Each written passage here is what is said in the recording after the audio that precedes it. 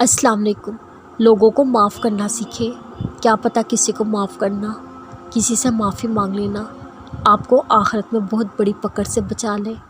معاف کرنے والوں کو اللہ بے حد پسند کرتا ہے اور معاف کرنا اس کی صفت عظیم ہے۔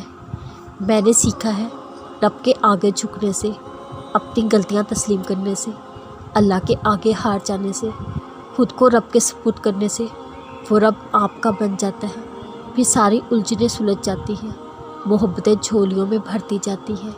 وہ جن کے پیچھے ہم بھاگتے تھے پھر اب ان کو ہمارے سامنے لا کھڑا کر دیتا ہے۔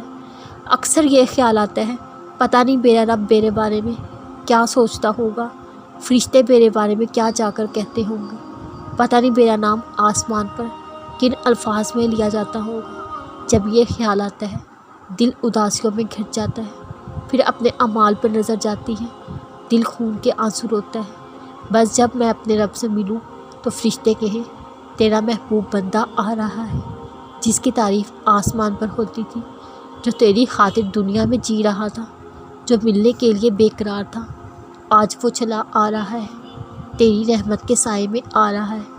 کیا خوبصورت سما ہوگا جب دیدار خدا ہوگا۔